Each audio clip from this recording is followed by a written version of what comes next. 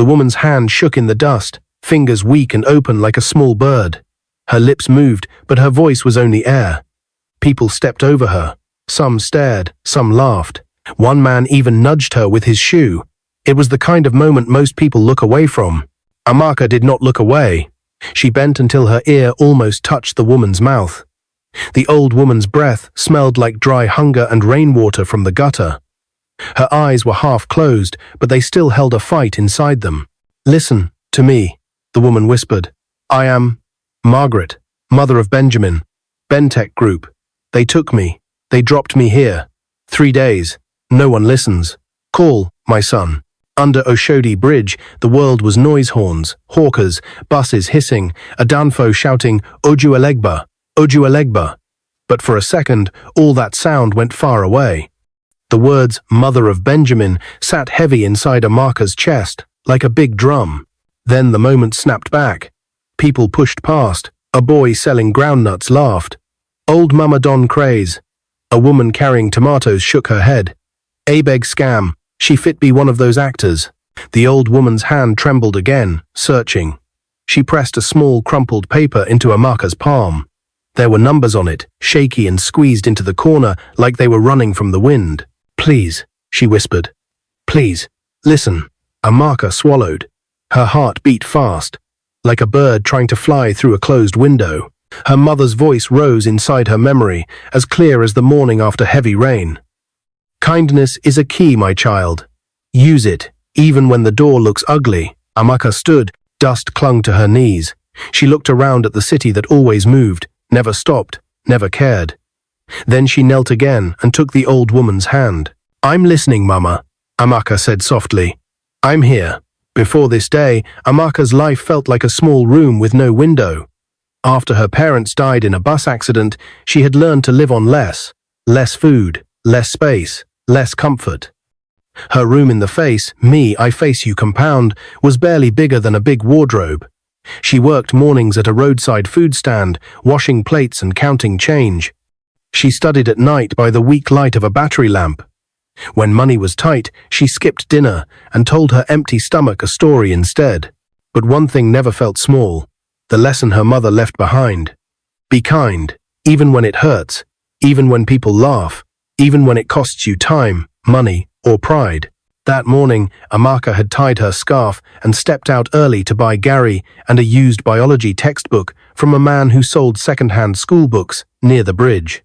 She planned her coins carefully. If she bargained well, maybe she could keep 50 naira for pure water. She did not plan to find a life hanging by a thread in the shadow of concrete. At first, she almost kept walking. Lagos trains you to keep your eyes forward. But the old woman's hand, raised but weak, shaky but brave, felt like it was calling her name. "Listen." So she turned back. Now, up close, the woman's dress told a sad story in patches, rips, mud, and the faint smell of leftover perfume fighting with dirty rain. Her hair was scattered, grey mixing with black. Her feet were dusty and bare. The side of her face showed a purple mark, like someone had grabbed her too hard. "Please," the woman breathed again. "Call Benjamin." A keke driver stopped and leaned out of his tricycle. "Sister, leave matter. This Lagos no get time. You go help today, them go set you up tomorrow." A man with a pack of phone chargers on his shoulder snorted. "She say she be billionaire mama. A beg." He mimed a bow. "Your Highness." Another voice rose, sharp and annoyed. "Clear road, jaw. Person one pass." Amaka braced her knees and placed her hand under the woman's head. "I hear you, Mama," she said. "We will call." She pulled out her small button phone, the one she guarded like a treasure. Her fingers were a little sweaty, so the crumpled note almost slipped. She smoothed it against her skirt. The numbers were there, real, sharp, not a story. Her thumb hovered over the keys. For 1 second, she felt fear. What if this is a trick? What if the number belongs to a bad person? Then she looked at the woman's eyes, tired, but telling the truth. Amaka dialed. The line rang once, twice, 3 times. "Hello?" A thick male voice answered, deep and careful. "Who is this?" "Good morning, sir," Amaka said, trying to hold the phone steady. "Please, I found your mother at the Oshodi underbridge. She is weak. She needs help now." Silence. Then a quick intake of breath on the other end. The voice changed, like a door opening fast. Where? Which pillar? Describe exactly. Amaka looked around. The second big pillar after the hawkers with umbrellas, near the man selling belts. There's a small kiosk with God's Time phone repairs painted on it. We are just beside it. Stay there, the voice said, now sharp as a knife. Do not move her. Keep the line open. Help is coming now. The call clicked and went quiet, but the line stayed connected. Amaka's heart pounded. Who you call? The keka driver asked, curious but still doubtful. The son, Amaka said softly. He is coming. Laughter broke around her like a tossed bucket of water. A beg, make I see. Story. A small girl with beaded hair peeked from behind her mother's wrapper and stared at the old woman. Her mother pulled her back. Don't look, Joy. Face front. Amaka slid her scarf off and folded it into a soft square. She slid it under the woman's head. My name is Amaka, she said. I will stay. What happened to you? The woman blinked slowly, fighting sleep. They stopped my car after church. Lights in my face. Rope on my hands. I prayed. I kept praying. Her voice faded, then came back in a whisper. 3 days. They left me here. People walk. Nobody listens. You did. Rest, Mama, Amaka said. Help is coming. To prove herself brave, she smiled. To be honest, she was scared. She was small against a big city. The sun was already rising strong, making the bridge hot. Flies circled. Danfoss coughed black smoke. The old woman's breath was shallow. Amaka took the woman's hand and began to hum a tune her mother used to sing when sleep refused to come. The hum steadied her. The old woman's fingers squeezed, just a little, like she was grabbing the edge of a dream. Minutes stretched. Each one felt like a tight rope. Then, the air changed. At first, it was only a tremble underfoot, like a far drum. Then, a shadow passed over the road. Engines. Deep, rich engines. People lifted their heads. The market noise thinned. Even the Danfo boys went quiet for a heartbeat. Down the road, a line of black SUVs slid into view, glossy and dark like quiet thunder. They moved together, turning under the bridge with the kind of care that says important person inside. A whistle cut the air. Someone shouted, Clear, clear, make way. The Kiki driver's eyes went wide. The woman with tomatoes grabbed her child's hand. A teenage boy in a football jersey dropped his soda and stared. The SUVs stopped in a neat row beside the pillar. Doors clicked open at the same time. Men in simple suits stepped out first. Not loud suits, quiet ones. The kind that look normal until you see their eyes, always moving. 2 of them scanned the space. One spoke into a small earpiece. Another looked straight at Amaka and the woman. Amaka's throat tightened. She squeezed the old woman's hand. They're here, she whispered. You are safe. The back door of the first SUV opened. A tall man stepped out. He was lean, dark-skinned, and dressed in a clean navy kaftan. He moved fast, but there was a calm inside his steps. His face was the kind you see on billboards and in Sunday papers, serious but kind, eyes sharp but tired. People around Amaka sucked in their breath all at once, as if the city itself was surprised. Benjamin Bentek. Phones rose like flowers growing out of hands. Whispers turned to gasps. The man looked at Amaka first, then down at the old woman. His mouth opened, but no sound came out. Every noise under the bridge seemed to shiver and stop. The crowd leaned in. Benjamin took 1 step closer, then another. His hands trembled. The steady man from the pictures and the news was gone. In his place stood a son whose world had just moved. He knelt in the dust. Ma. His voice broke like a thin plate. He tried again, softer, as if speaking to a sleeping child. Mama? The old woman's eyelids fluttered, and right there, in the hot shadow of the bridge, with Lagos holding its breath and strangers staring in shock, Benjamin reached toward her. Just as a hard scream tore through the crowd behind them. The scream behind them made everyone jump. It came from one of the street boys who had been watching from afar. Nalai! Na that old woman way day here since yesterday, he shouted, his eyes wide in disbelief. People began to murmur. You mean the one way they talk nonsense since morning? Ah, Goddo. See her pickin' na Benjamin of Bentek. The crowd thickened. Those who had mocked Madame Margaret moments ago now moved closer. curiosity written all over their faces. Some even tried to touch her, as if touching her might change their luck. Benjamin's guards spread out, keeping everyone back.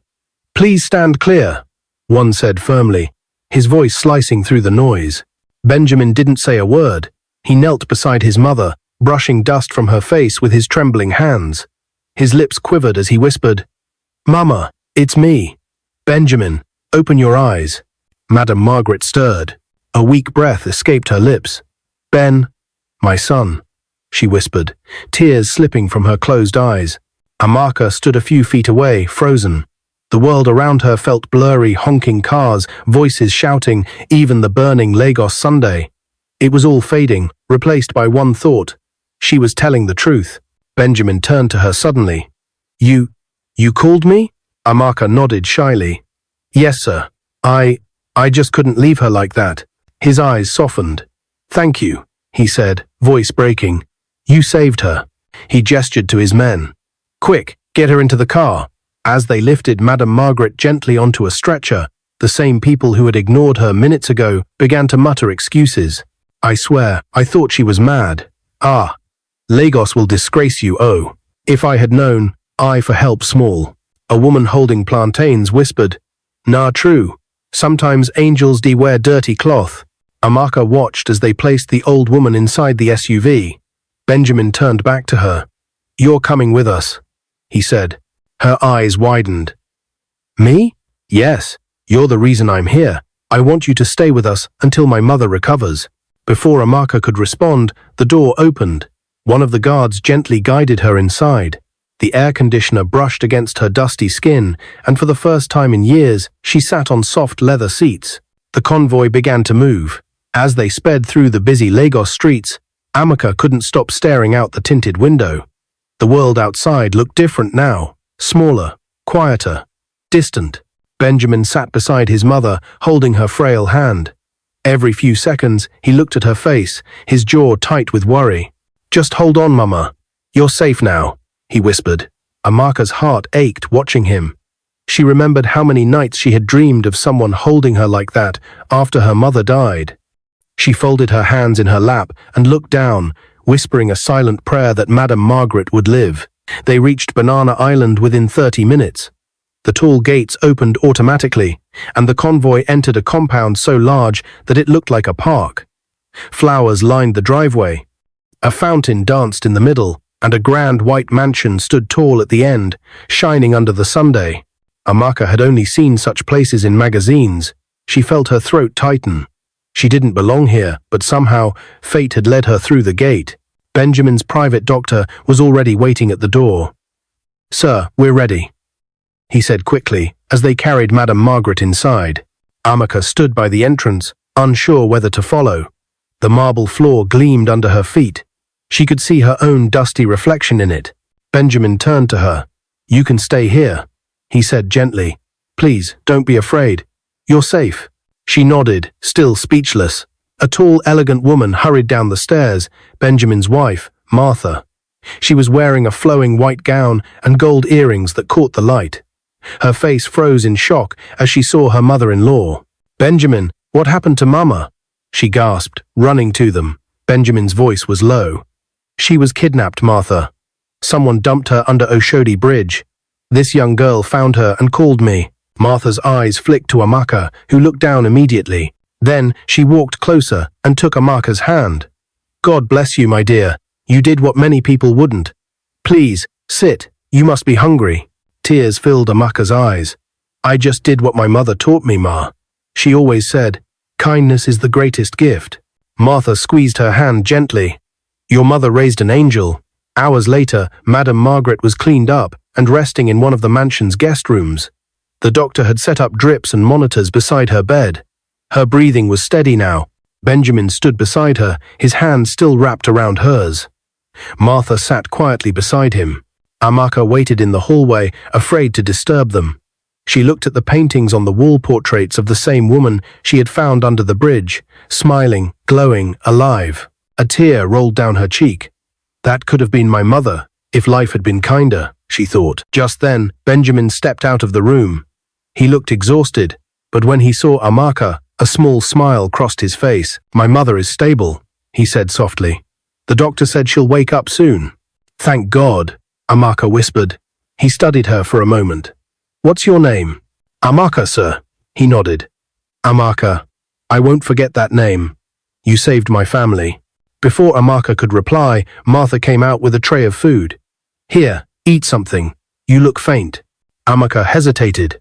The food smelled like heaven-fried rice, chicken, and plantain. But she felt shy eating in such a place. "Please," Martha urged with a smile. "You're home now." Amaka's eyes widened. "Home?" Benjamin nodded. "Yes.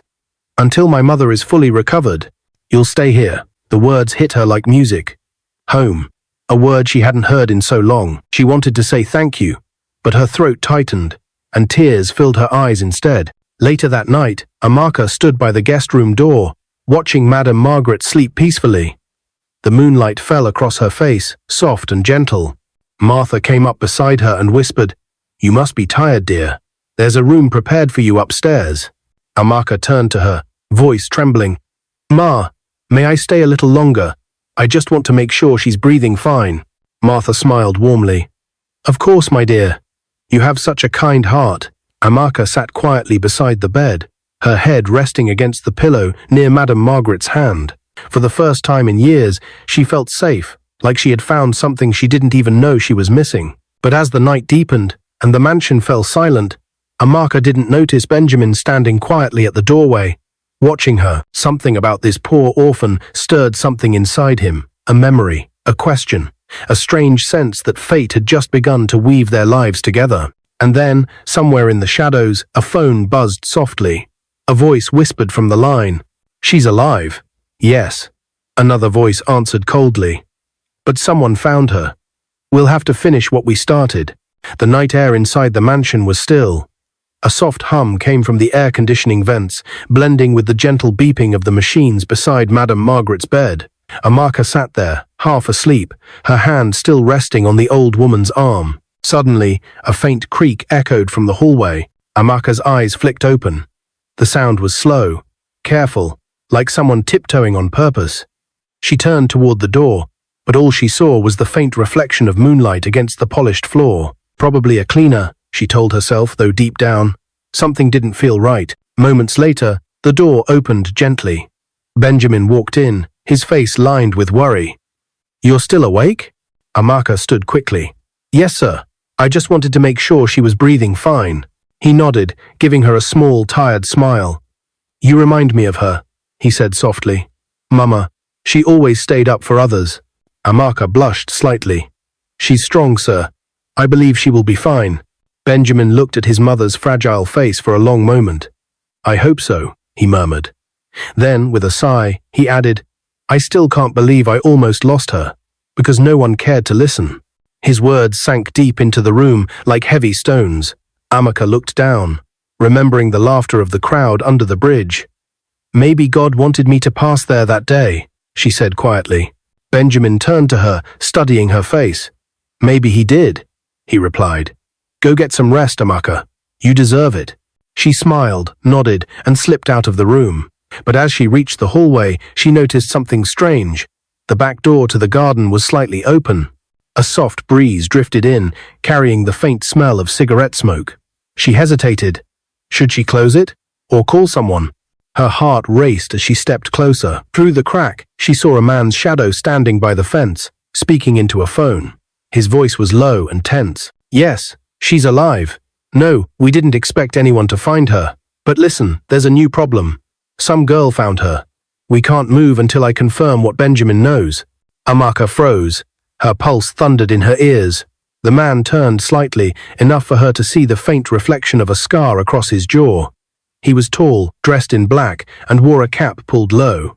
She had never seen him among the mansion staff. Fear crawled through her chest like ice. They were the kidnappers. She stepped back slowly, praying the floor wouldn't creak. But her foot brushed against a flower vase. It wobbled, then fell with a loud crash. The man spun around instantly. "Who's there?" Amaka's breath caught in her throat. She turned and ran. "Hey!" His voice tore through the night.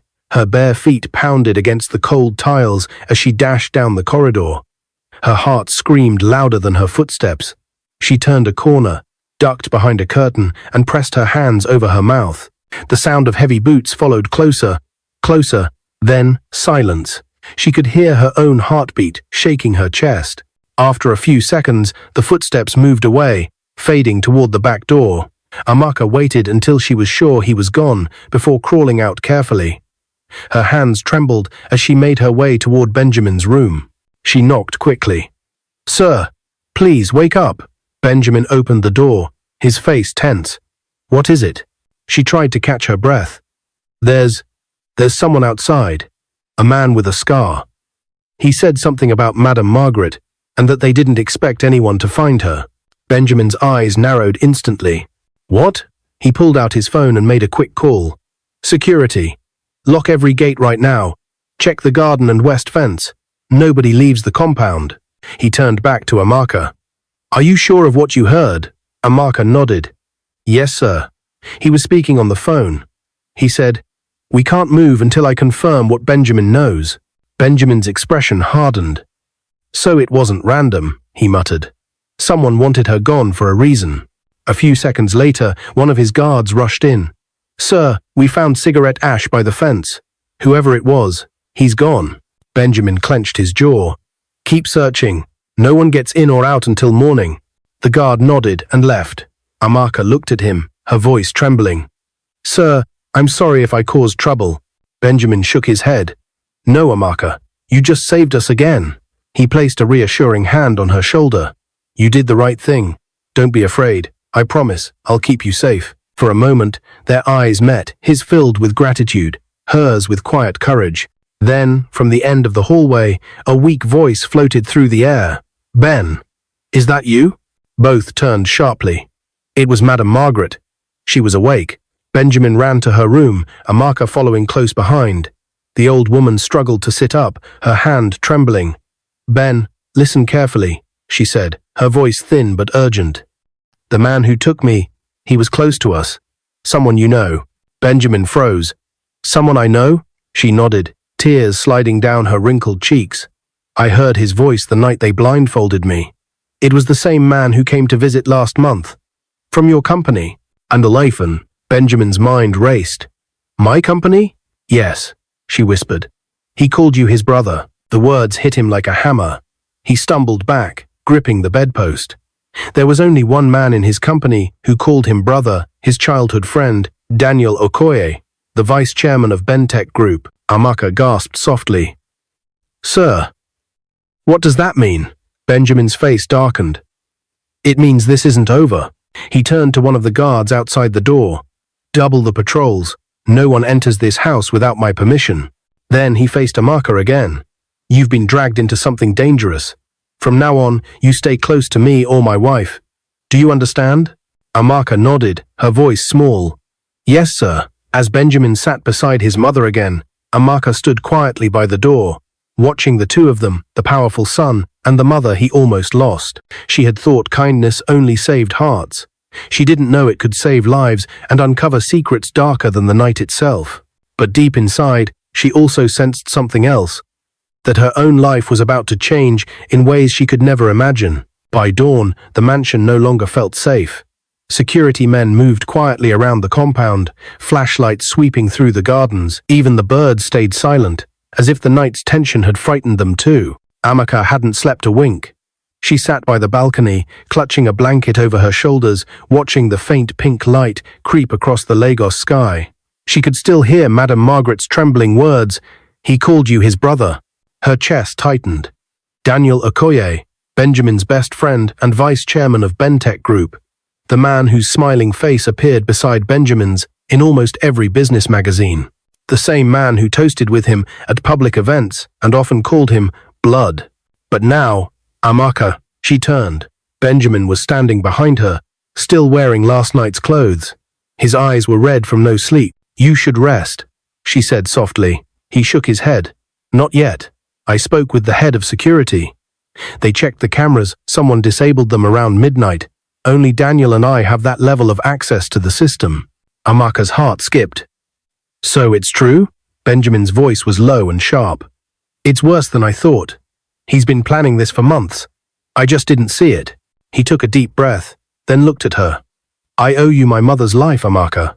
If not for you, she would have died under that bridge, and I would still be shaking hands with her kidnapper every morning. Amaka lowered her gaze. I only did what anyone with a heart would do. Benjamin smiled faintly.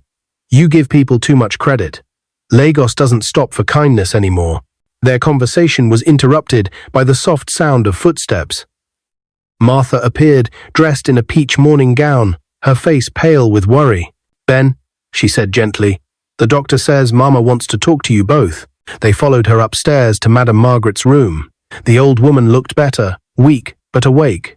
Her voice was soft when she spoke. Ben, I remember more things now, she said.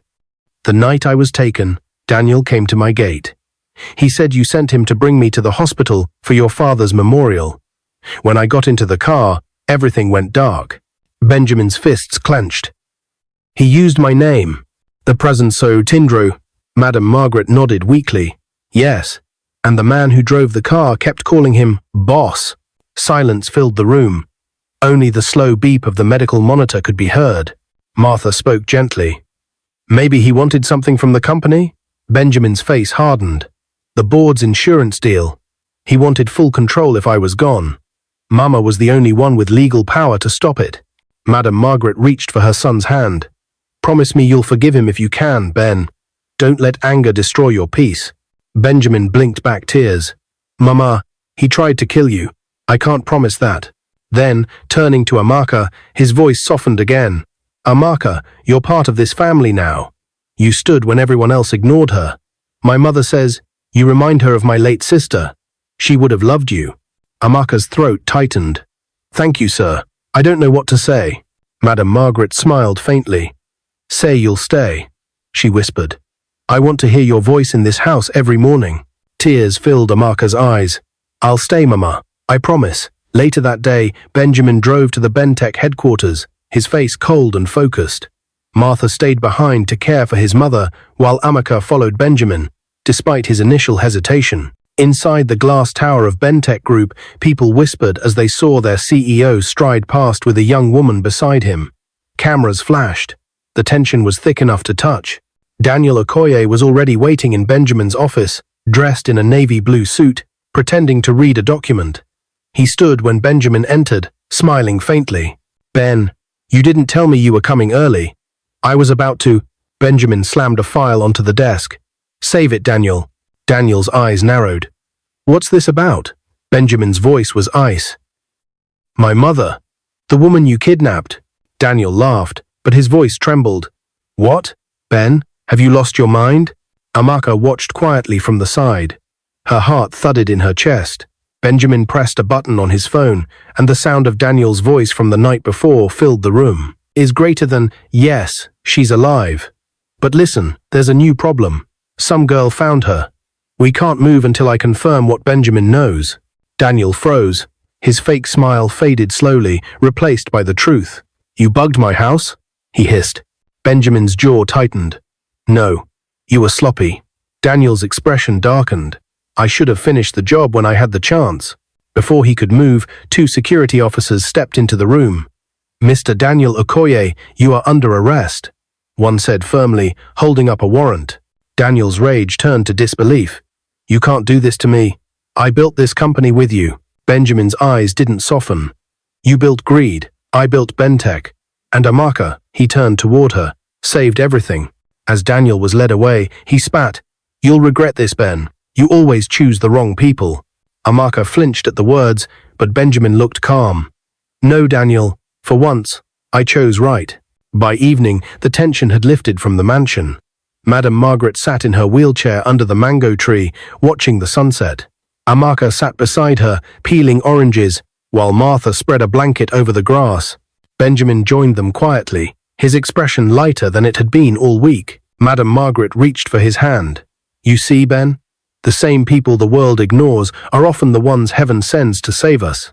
Benjamin smiled, his eyes drifting toward Amaka. I believe that now. Madame Margaret chuckled softly. Then don't just believe it, live it. Help her dream come true. Benjamin nodded. Already planned, Mama. Amaka told me she wants to study medicine. Tomorrow, I'll register her at the university. Amaka gasped, tears filling her eyes. Sir, I don't know what to say. Martha smiled warmly. Say thank you, dear. You've earned every bit of it. Amaka dropped to her knees, holding Madame Margaret's hands. Thank you, Mama. Thank you, sir. I'll make you proud. Madame Margaret brushed a tear from her cheek. You already have, my child. As the golden light washed over the garden, Amaka felt something she hadn't known in years, peace. But as she looked toward the horizon, a soft wind whispered through the trees, and she couldn't shake the strange feeling that something or someone was still watching. The next 5 years became the most beautiful years of Amaka's life. The girl who once slept in a one-room shack by the train tracks of Oshodi was now a university student at the prestigious University of Lagos. Her story had gone viral after the newspapers called her the girl who listened. Everywhere she went, people recognized her gentle face. Some called her Doctor-to-be. Others simply smiled, touched by her kindness. But deep down, Amaka never let the fame or comfort change her heart. She never forgot what it felt like to be invisible. She never forgot the trembling hand of Madame Margaret under the bridge. She never forgot how everyone walked past, until she chose to stop. At Bentek Mansion in Banana Island, life felt warm again. Madame Margaret's laughter filled the house. Her wheelchair often parked in the living room. Watching Amaka study or cook with Martha, Benjamin kept his promise. He treated Amaka like a daughter. He sponsored her education, ensured she had the best tutors, and even bought her a laptop with her name engraved on it. Use it to save lives, he had said. And she did. By the time Amaka graduated with first-class honors in medicine and surgery, she was the best graduating student in her department. On her convocation day, the hall roared with applause as her name was called. Madame Margaret sat in the front row, tears running down her wrinkled cheeks. Benjamin held her hand. Martha recorded everything proudly on her phone. When Amaka stepped onto the stage to give her valedictory speech, her voice trembled, but her words were strong. Is greater than, I was once a girl, no one listened to. I lived among people who walked past the cries of others. But one day, I chose to listen, and it changed my life. Kindness does not cost anything, but it can buy a life back from the edge of death. I am standing here today because kindness met me halfway. The audience rose in applause. Some wiped their eyes. Even the vice-chancellor stood up, moved by her humility. After the ceremony, Benjamin hugged her tightly. You've made us proud, Amaka. You've made her proud. A laugh. Iden graps. And the nine. Madame Margaret smiled softly. You gave me a reason to live long enough to see this day. Months later, Amaka began her medical internship at a private hospital in Ikoyi. Every patient she treated saw the same light in her eyes, the same kindness that had once pulled a dying woman from under a bridge. It was during this time that she met Kingsley, a tall, dark-skinned data analyst working with an oil company nearby. He came to the hospital for a checkup, but stayed longer because he couldn't stop staring at her. He was gentle, intelligent, and humble. The first time he told her she was beautiful, she laughed shyly and said, Beauty fades, but kindness stays. Within a year, they were inseparable. Benjamin and Martha welcomed him with open arms. Madame Margaret called him, my son, and so, on a bright Saturday morning, under a sky of slow-moving clouds, Amaka walked down the church aisle in a white gown. Her bouquet trembled in her hands, but her heart was steady. At the altar stood Kingsley, smiling through tears. Madame Margaret, now older and frailer, sat proudly in her wheelchair, holding Benjamin's hand. Martha stood beside her, crying quietly. As Amaka reached the altar, the old woman whispered, That's my daughter, the one who listened. The pastor smiled as he joined their hands. You may now say your vows. Amaka's voice shook with emotion. I promise to love, to heal, and to listen just as someone once listened to me. The crowd erupted in applause as they sealed their vows. 9 months later, the mansion was filled with laughter and baby cries. Amaka had given birth to triplets, 2 girls and a boy. Benjamin named them Amara, Amanda, and Amaka. For days, the family couldn't stop smiling. Madame Margaret would roll her wheelchair close to their crib, humming lullabies softly while the babies cooed in reply. These children, she would say, are proof that love never dies. It only multiplies. But one evening, as the sky turned orange and the sound of the baby's giggles echoed through the mansion, Madame Margaret called Amaka to her side. "My dear," she said, her voice calm and peaceful, "if I don't wake tomorrow, don't cry too long. I've lived long enough to see kindness win." Amaka's eyes filled with tears. "Mama, please don't talk like that." The old woman smiled faintly. "Promise me one thing. Keep listening to the world. Sometimes God speaks through broken people." Amaka nodded, crying quietly. "I promise, Mama." That night, Madame Margaret slept peacefully and never woke again. When morning came, Benjamin found her still smiling, her hands clasped together as if in prayer. The mansion fell into quiet tears. Amaka cried the longest, holding her hand and whispering, "Thank you, Mama, for listening to me first." Years later, Amaka stood under the same bridge where her story began. She had come back not as the poor girl with dust on her feet, but as Dr. Amaka Benjamin Okafor, head of a medical foundation called the Margaret Hope Foundation for the homeless. Children in uniform handed out food. Doctors in white coats treated beggars and street women. As she looked around, the same wind that once carried cries of pain now carried laughter and hope. She turned to the volunteers and smiled. "Let's listen today because someone out there still needs us." And with that, the poor orphan who once chose to listen walked into the crowd, the sound of a new world rising behind her. Is greater than kindness, is never wasted. Sometimes the smallest act of compassion can rewrite destiny, not just for one life, but for generations to come. If you like this story, comment, share and subscribe to our channel for more interesting stories.